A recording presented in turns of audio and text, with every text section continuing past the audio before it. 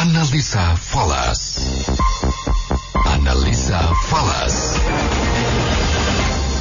Ya, mitra bisnis Pas FM, saat ini kita masuki sesi analisa falas, dan untuk itu saya Benny Rahmadi akan berbincang bersama dengan founder kepointrading.com, Bapak Alwi Assegaf. Selamat sore Pak Alwi. Selamat sore Mas Benny. Minal aidin wal faizin dulu Pak Alwi ya. Minal aidin. Iya Pak Alwi, baru ketemu lagi kita setelah libur panjang, dan tampaknya setelah libur panjang begitu banyak kejadian di dunia, dan tampaknya fokus perhatian dunia saat ini masih tertuju pada situasi di Timur Tengah yang kian memanas pasca serangan Iran terhadap Israel. Nah, ini kayaknya berpengaruh besar bagi pergerakan global forex market dan juga pasar emas. Apakah memang faktor itu yang mendrive pergerakan sehingga indeks dolar tembus 106, atau ada faktor lainnya Pak Alwi? Ya, memang saat ini fokus pasar ya tertuju pada tadi ketegangan geopolitik di Timur Tengah ya, pasca serangan balasan ya dari Iran ya terhadap Israel ya, di mana situasi ini semakin meningkatkan meredam minat beresiko. Artinya pasar saat ini dalam kondisi risk off ya. Jadi di mana ketika mode pasar dalam risk off ini, pasar cenderung untuk mengalihkan dananya ke safe haven ya, dan dolar ya salah satu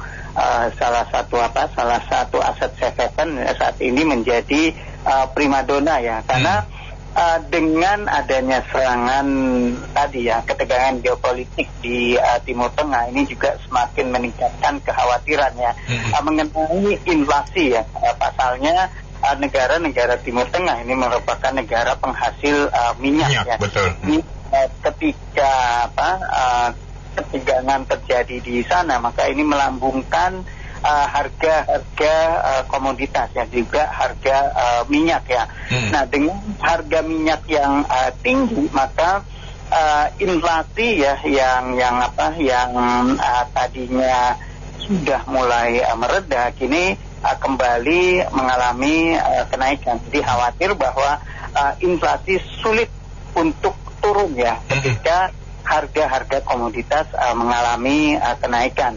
Dan ini juga terlihat dari kenaikan inflasi di Amerika Serikat ya, yang minggu lalu juga kita lihat ya, baik data CPI ya, CPI Serikat itu juga naik melebihi perkiraan ya, yang artinya dengan angka inflasi Amerika yang masih tetap tinggi, maka harapan The Fed untuk pangkas suku bunga itu akan semakin menipis ya.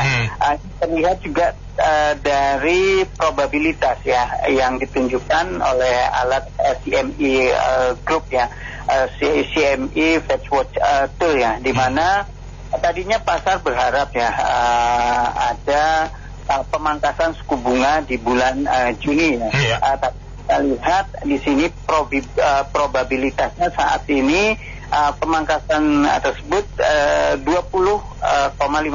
ya, artinya kita 79% ya. Pasar ini masih memperkirakan bahwa The Fed masih akan tetap mempertahankan suku bunga di level 5,25 hingga 5,5% ya pada bulan Juninya nanti ya. Nah, pasar baru berharap ya, memperkirakan The Fed baru bisa pangkat suku bunga di bulan September. Jadi semakin mundur nih pemangkasan suku bunga. Tadinya bulan Maret ternyata lihat data-data Amerika Serikat yang masih tetap solid dengan data tenaga kerja ataupun angka inflasinya yang masih tetap belum jinak ya. Ini terus mundur ke bulan Mei. Ternyata bulan Mei juga lihat data-data Amerika Serikat juga masih tetap kuat, dan terakhir pasar bergeser ke bulan Juni. Dan setelah data-data Amerika Serikat yang terakhir, data retail sales ya, juga mengalami kenaikan 0,7% ya di bulan Maret lalu ya. Nah, kita juga ini sekarang melihat bahwa probabilitas di bulan Juni juga mulai ragu lagi ya bahwa The Fed bisa pangkas bunga bulan Juni, sehingga mereka bergeser lagi ke bulan September, yang artinya ketika suku bunga masih tetap tinggi, artinya dolar ini masih tetap diuntungkan dengan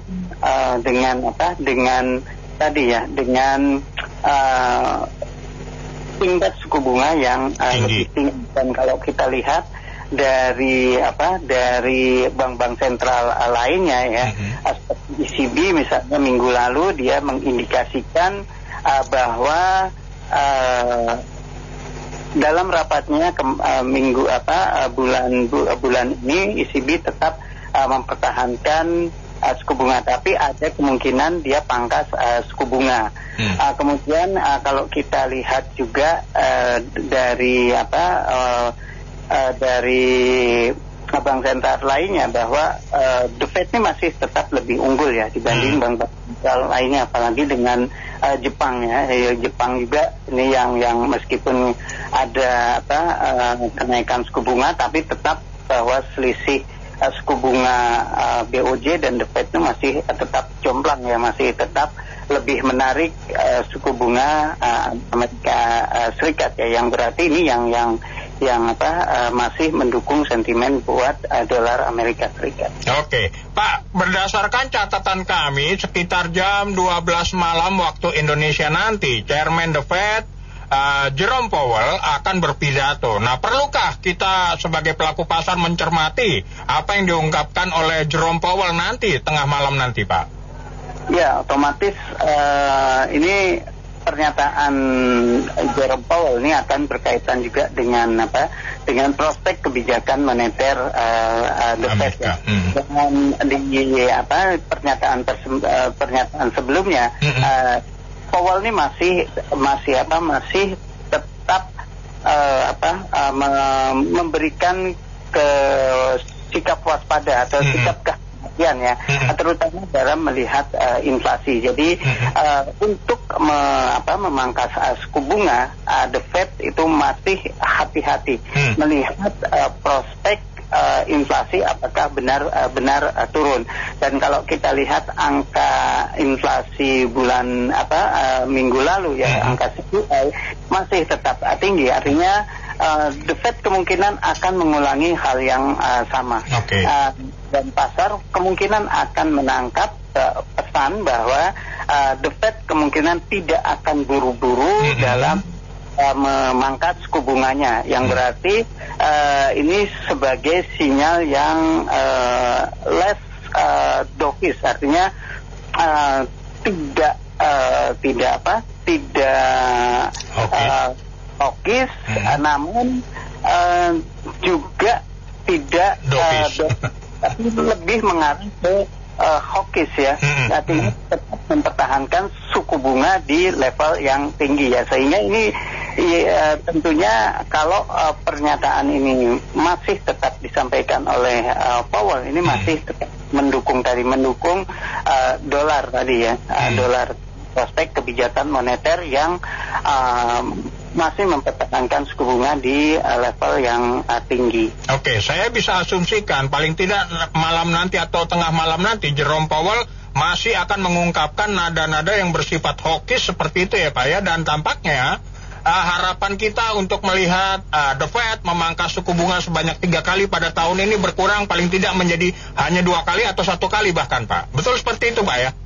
Iya betul, seperti itu. Bahkan sekarang ada juga yang skeptis ya terhadap pemangkasan suku bunga. Jadi mungkin tidak ada jadi ada yang memperkirakan juga bahwa tahun ini tidak akan ada pemangkasan suku bunga ya.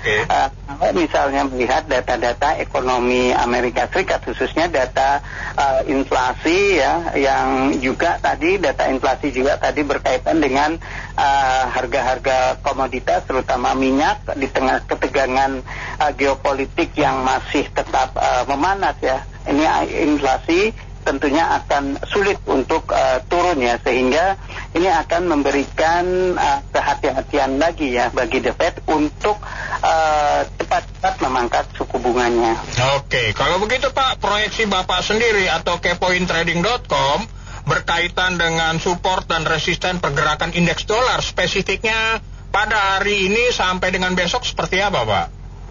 Ya, indeks dolar kemungkinan dia akan bergerak ya. Ini kemungkinan dia akan testing resisten di 106.80 dan stopnya ada di kisaran 105.80.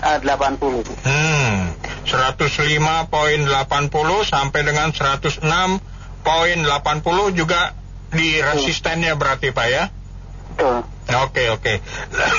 Lalu Pak, kalau mengenai currency atau pairing currency yang menarik menurut kepointrading.com apa nih Pak spesifiknya untuk malam nanti sambil kita menantikan pernyataan dari Chairman The Fed ini Pak? Ya, kalau kita lihat ada ya beberapa mungkin ini kaitannya dengan data-data ekonomi yang dirilis hari ini ya, dan ada mungkin sinyal-sinyal oversold ya dari beberapa mata uang ya, seperti misalnya tadi ini ada data yang cukup solid dari Inggris ya, dari Inggris itu ada data data ketenaga kerjaan ya, claimant count change-nya ya, yang ini yang agak turun ya, 10,9 ribu. Kemudian pertumbuhan upah ya, average earning index-nya juga mengalami naik ya. Ini tingkat penganggurannya naik. Ini data-data ini sebetulnya ini cukup positif buat sterling. Sterling saat ini juga sudah mulai mendekati kisaran supportnya ya di kisaran 1.2375 ya, dengan di indikator sudah menunjukkan sinyal oversold ya. Jadi mungkin ada peluang rebound ya. Kalau dia mampu bertahan di supportnya di 1.2380, kemungkinan dia coba testing resisten di kisaran 1.2530 ya. Jadi mungkin memanfaatkan sinyal oversold dari sterling setelah data tadinya, data Inggris yang mix tapi banyak positifnya. Nah, yang kedua mungkin ini saya masih buat yen Jepang ya. Ini melemah ya, meskipun adanya ancaman intervensi ya dari otoritas keuangan di Jepang ya. Dan mata uang yen Jepang ini sudah jatuh ke level terendah ya dalam 34 tahun terakhir ya terhadap dolar Amerika Serikat. Sekarang di ada 154 sekarang Pak ya, poin 50. 54.50 ya, ini sudah tinggi, dan lagi-lagi ini ada ancaman dari Menteri Keuangan mereka ya, Suzuki ya, yang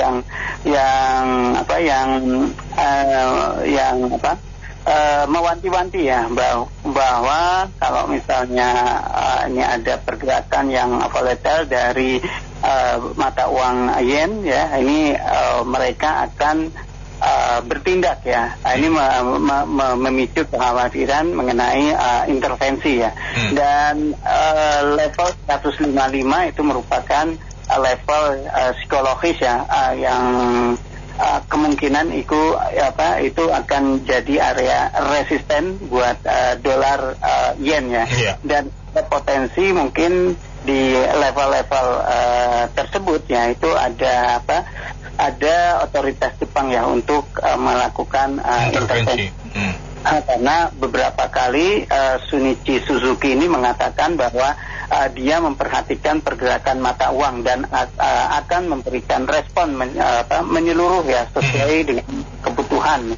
Artinya ini yang jadi fokus atau jadi perhatian pasar ya mengenai dolar yen ya. Di satu sisi tadi ya perbedaan kebijakan antara BOJ dan The Fed ini masih membuat dolar unggul terhadap yen, tapi di sisi lain juga ada ancaman intervensi. Jadi biasanya level psikologis itu akan diperhatikan oleh pelaku pasar yang kemungkinan saat ini berada di kisaran 155 tadi ya. Oke, baik, sebelum beralih ke emas, saya tertarik untuk sedikit membahas rupiah nih Pak, karena sudah tembus 16.000, pastinya sekarang sudah di atas 16.200 begitu Pak ya, kisarannya sekitaran itu. Nah, apakah tekanan terhadap rupiah juga masih akan lebih kuat lagi, meskipun kita juga dapat informasi, saya juga belum konfirmasi Pak ya, Bank Indonesia telah melakukan intervensi. Iya betul. Rupiah tadi dibuka dengan pergerakan gap up ya, langsung menembus resisten sebelumnya ya di kisaran 15.000 ya, 15.900. Jadi level psikologisnya sudah ditembus ya 16.000 ya. Jadi ya ini yang juga mungkin akan memaksa otoritas dalam hal ini BI ya untuk bertindak ya untuk menstabilkan nilai tukar mata uang rupiah kita ya. Jadi tadi ya dengan dolar yang masih tetap mendominasi terhadap pergerakan mata uang lainnya atau juga ini menyeret mata uang emerging market karena dengan tadi ya suku bunga yang masih tetap tinggi ini berpotensi untuk outflow ya, adanya dana itu balik lagi ke Amerika Serikat, apalagi ditambah dengan situasi pasar yang masih tetap dalam mode risk off ya, di mana pergerakan rupiah ini juga dipengaruhi tadi oleh sentimen risk on risk off ya, yang kebetulan saat ini risk aversion sedang hadir di pasar ya, sehingga ini membuat mata-mata uang emerging market ini cenderung ditinggalkan oleh investor ya, termasuk ya mata uang Garuda ini ya. Oke, terakhir Pak, untuk SAU gimana Pak? Ini sekarang sedang momentum koreksi, SAU dari level tertinggi barunya pada minggu lalu sempat tercipta kan Pak ya. Sekarang ini ada di 2.368.9. Nah, kita juga pengen tahu nih seperti apa proyeksi pergerakan emas ini Pak. Apakah momentum koreksi yang ada sekarang ini bisa dijadikan momen untuk melakukan buy emas Pak dalam hal ini? Ya, untuk pergerakan emas memang tadi ya penguatan dolar karena komoditas ini dihargakan dengan dolar ya, otomatis ini menekan dolarnya. Cuma tadi sentimen mengenai safe haven ini masih mendukung buat emas ya. Dan ya mungkin pasar juga menunggu waktu yang tepat untuk emas ya, karena setelah mencetak rekor di kisaran 2432 ini terjadi profit taking dan mungkin dia akan konsolidasi dulu menunggu harga yang tepat ya, yang kemungkinan support untuk emas saat ini berada di kisaran 2330 ya, itu akan jadi area supportnya, dan resisten di terdekat ada di kisaran 2390 ya. Jadi 2390 oke. Karena trennya masih naik dan juga sentimennya masih mendukung buat karena permintaan safe haven, jadi mungkin investor akan menanti untuk melakukan buy on support atau buy on dip ya.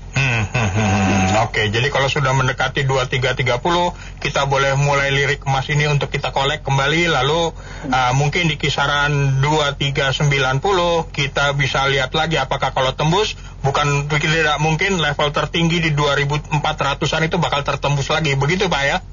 Iya, betul. Oke. Baik kalau begitu, Pak Alwi Assegaf, terima kasih Pak atas informasi berharga yang telah Bapak berikan. Pastinya sukses terus untuk Pak Alwi dan investasi Bapak ke depan. Begitu juga untuk kepointrading.com ya Pak. Oke, terima kasih Mas Benny dan sukses juga buat Mas Benny dan Pas FM-nya. Oke, terima kasih Pak Alwi Assegaf. Ya, mitra bisnis Pas FM, itulah tadi perbincangan saya bersama dengan founder kepointrading.com Bapak Alwi Assegaf yang tentunya bisa menjadi bagian dari panduan Anda untuk melakukan trading maupun investasi di pasar forex maupun pasar emas global. Tapi pastinya setiap keputusan Anda untuk melakukan investasi maupun trading semuanya kembali berada di tangan Anda. Sekali lagi terima kasih dan sukses untuk Anda. Mitra bisnis, segala bentuk investasi memiliki resiko.